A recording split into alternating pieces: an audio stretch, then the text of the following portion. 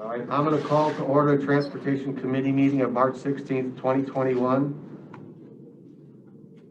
And I'm calling the meeting. The physical quorum of the members is not present. However, pursuant to Section 7E of the Open Meetings Act, members are permitted to attend remotely, and in-person attendance and public comments are allowed.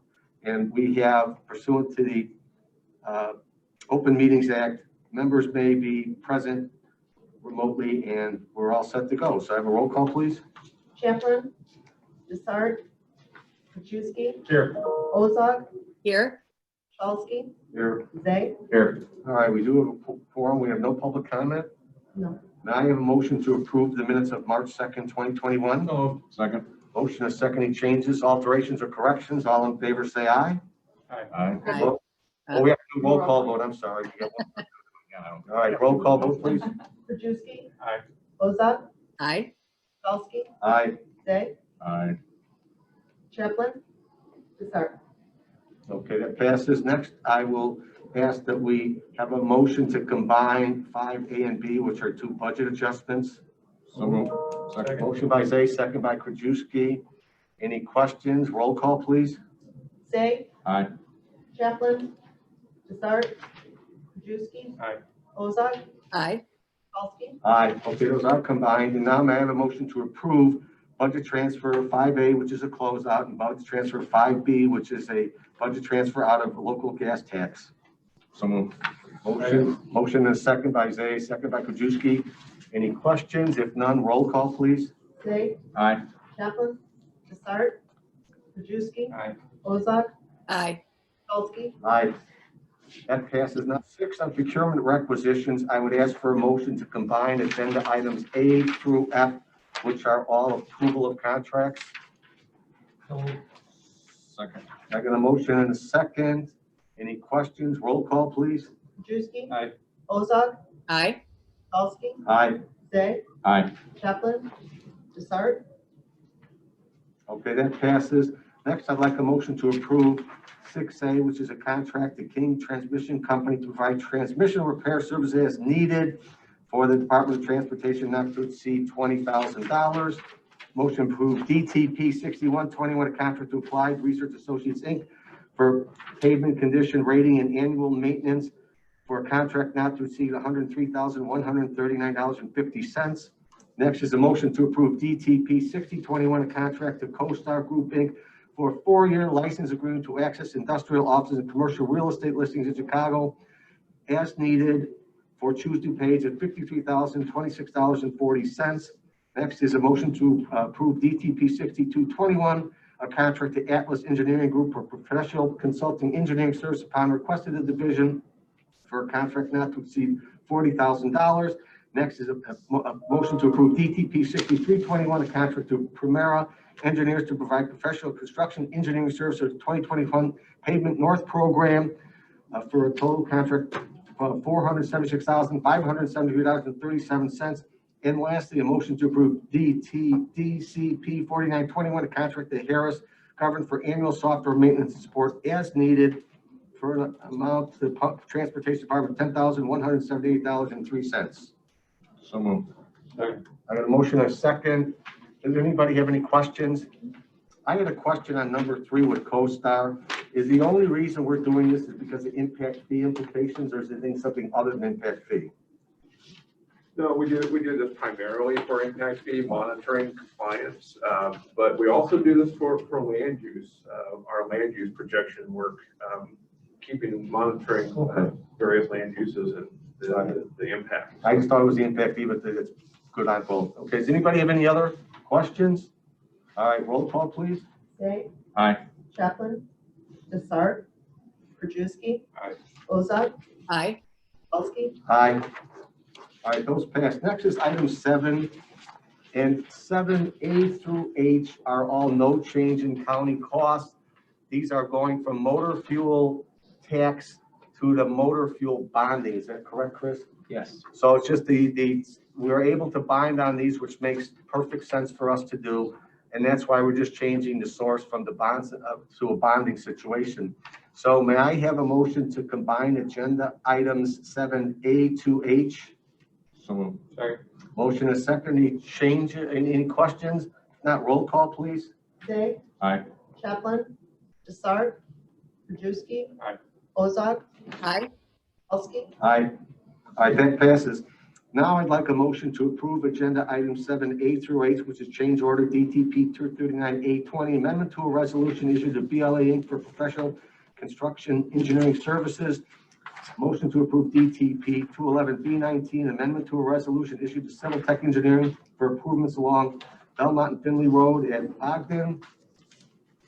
Motion to approve DTR 121A20, an amendment to a resolution to Knight EA Inc. for professional design engineering services for replacement of the bridge, Warrenville Road over the East Branch of the DuPage River. Motion to approve DTP 83A19, amendment to a resolution to Patrick Engineering for improvements to the bridge carrying Geneva Road over the West Branch of the DuPage River. Motion to approve DTR 4A20, amendment to a resolution to a local public agency agreement between the County of DuPage and Illinois Department of Transportation.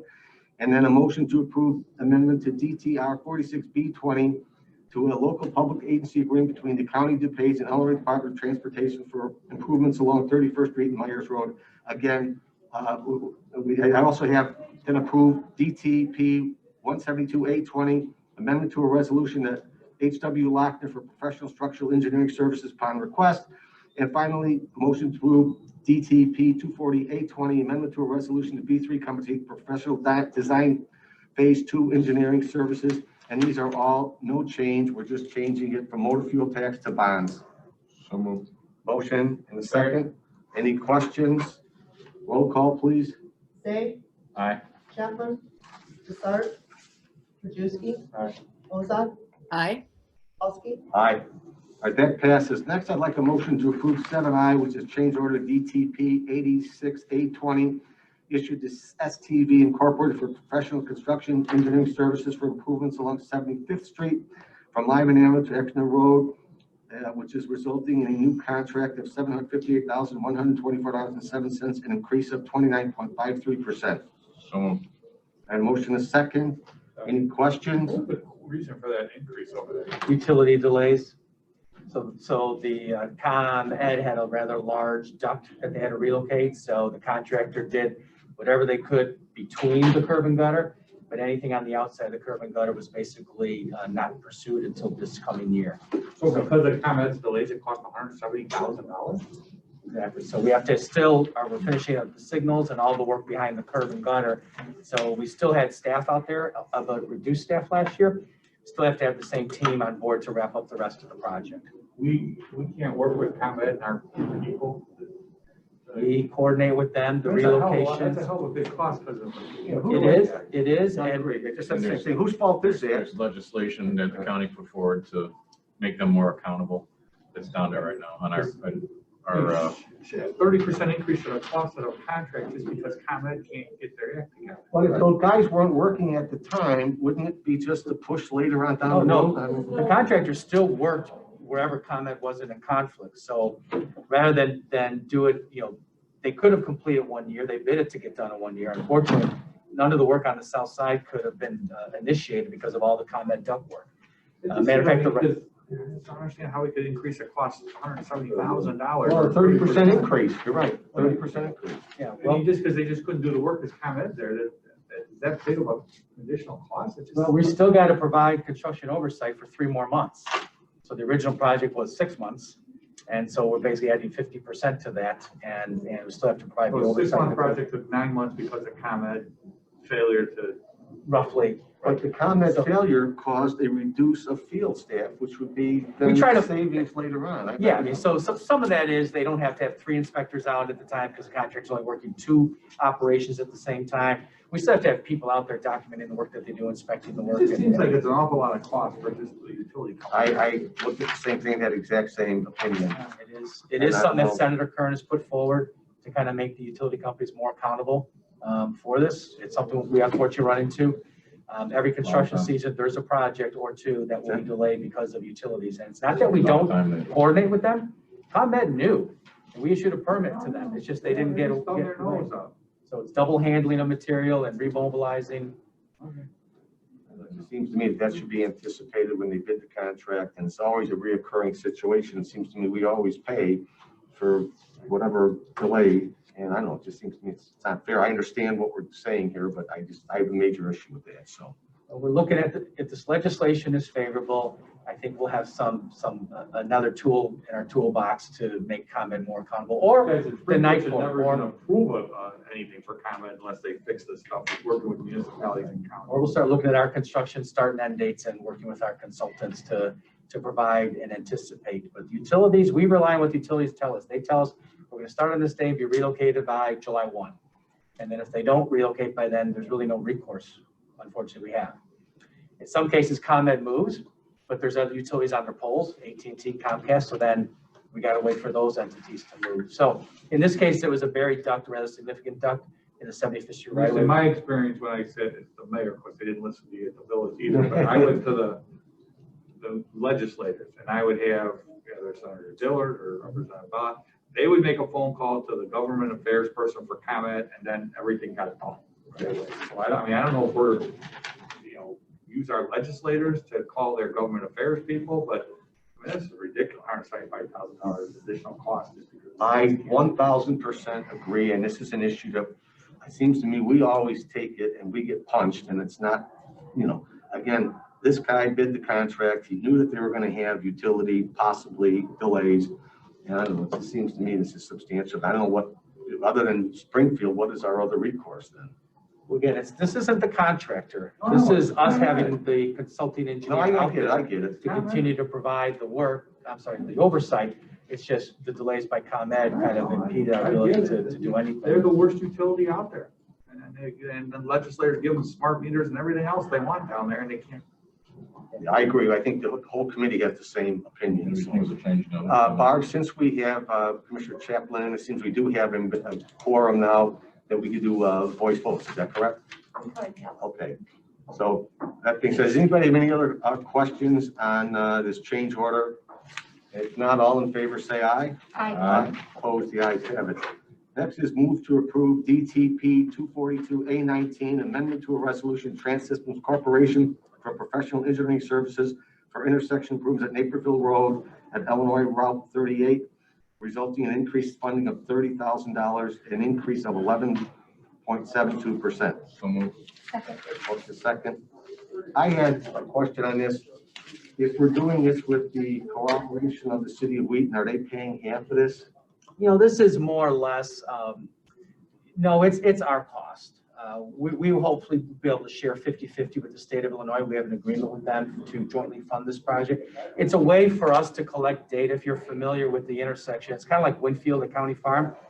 People take Winfield to 38 to County Farm, and what we're trying to do is kind of figure out where people go from between Naperville and downtown Wheaton. So we're using technology to kind of follow it. It's something that the city of Wheaton said, no, that'd be great data for, you can get and share with us, but it's really for our project. So we can do the right thing and build the right project and not overscope it. Why everything was this origin destination analysis? Why didn't we consider that in the initial contract? I just was curious why we didn't. We had hoped, we were thinking about using our own internal staff and using our drone to follow it. The problem is you can't get high enough and see far enough. So there's a technology out there, this data that I don't know if it's cell phone technology or something that can tell you where cars come and go. So we talked about it. It was just the use of a drone didn't prove to be really an effective option.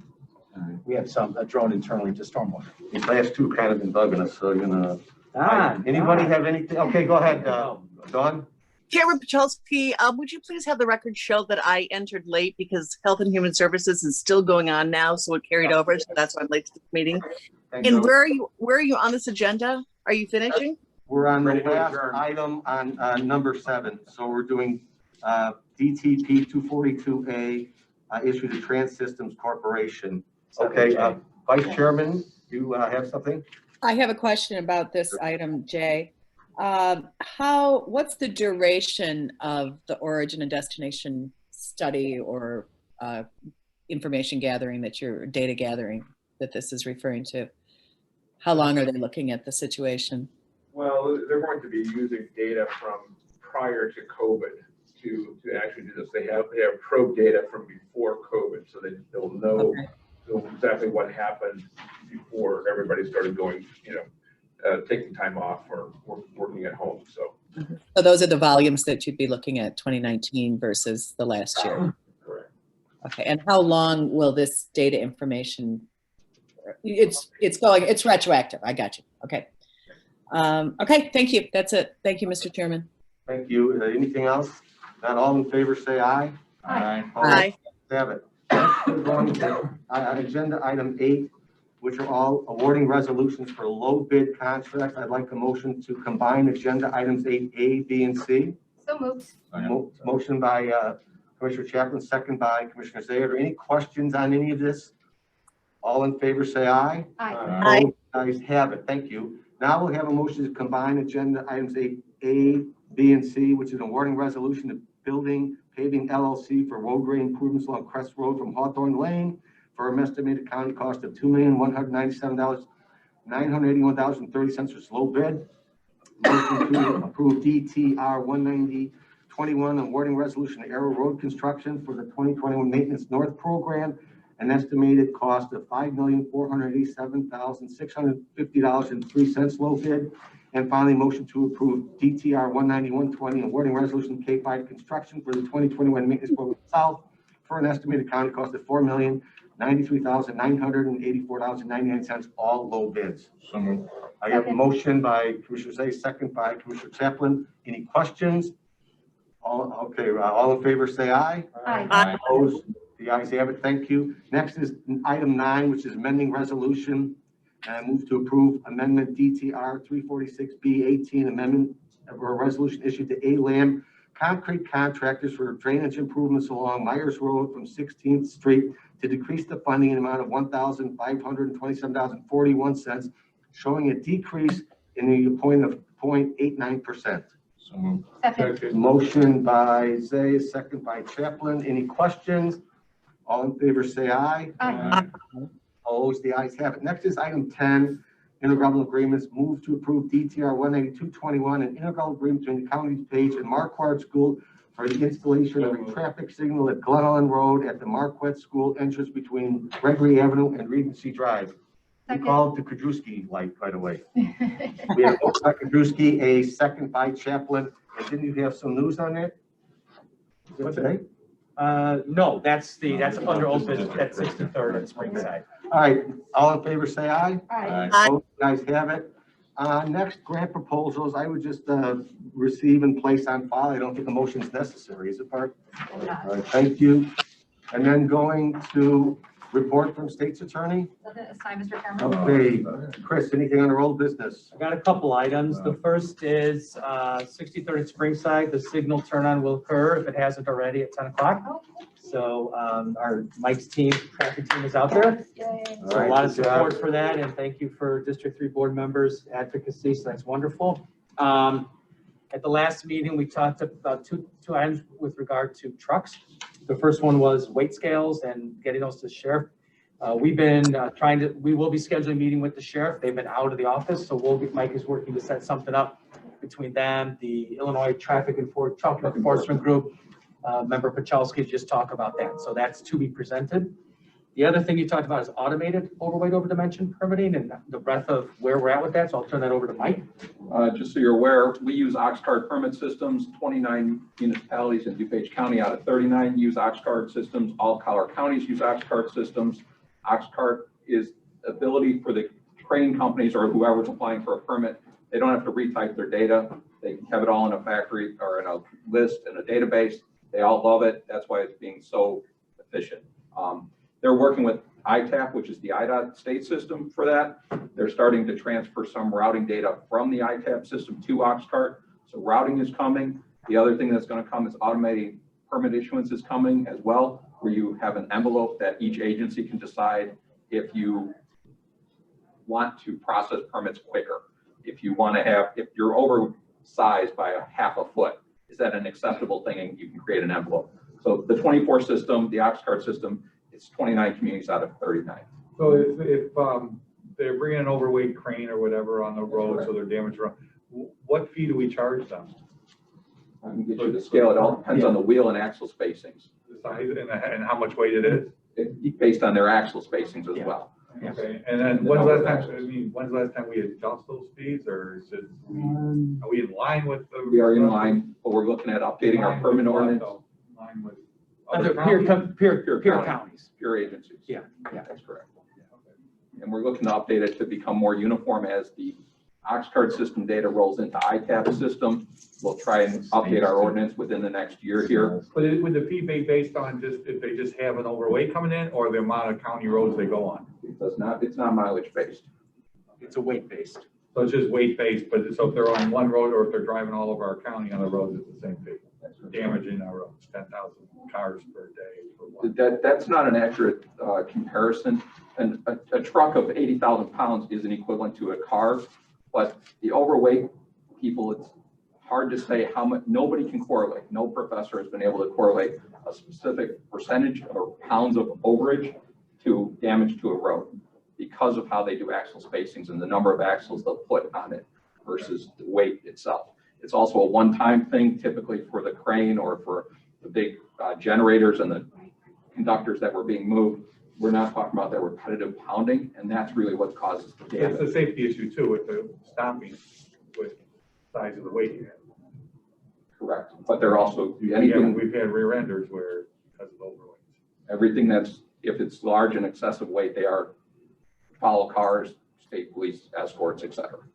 Sometimes I think the thing with that is, I think there's been some unfortunate serious accidents, is that it's driver familiarity with the weight they're carrying. Oh, yeah. I mean, who hasn't moved furniture and realized it takes a lot longer for that full U-Haul to stop than my little, Triumph. There's an awful lot of the trucks that are overweight that go through our road systems. But if they went and got a permit from one municipality with Oxcart, we know about it then, correct? Isn't It it? all transfers. Okay, that's a good thing about Oxcart, is it's compatible with every other municipality. So. Do we know how many of the municipalities are actually doing overweight enforcement out there? You do know Bloomingdale and maybe Carroll Bloomingdale Stream did some details on Yeah, and off yeah. of last year. Somebody has a couple of them have their own scales. I think that was the Stratford Mall. Lombard was doing that. I mean, they Yeah, were- the Stratford Mall development. There's fixed scales. The typical detail information that I'm getting from the Illinois Truck Enforcement Association is typically 10% if they do a detail is overweight at the best. It's usually the ancillary tickets are the primary driver for revenue and for safety because they're catching the bad brakes, they're catching the bad trucks rather than the overweight. They're getting much more in terms of the. I've heard from the other side that it's a heck of a lot more than that, just because they know they can get the overweights through because there's very little enforcement. And if they can get, 50% of their loads through with double the weight, it cuts on their transportation costs, and they never get caught. Our hope is that with the Oxcart, one of the things that we were sold on is if you make it more convenient for them to get the permit and it is a one-stop shop-ish, you're likely to get, because the fines can be quite high. I know they You'll are. clean them down, but they can be quite high. So the permit is nothing in comparison to the fine if we make it simple enough, and that's what Oxcart has done. Is the fine to the driver, to the owner of the truck, or the contractor? Who pays the fine?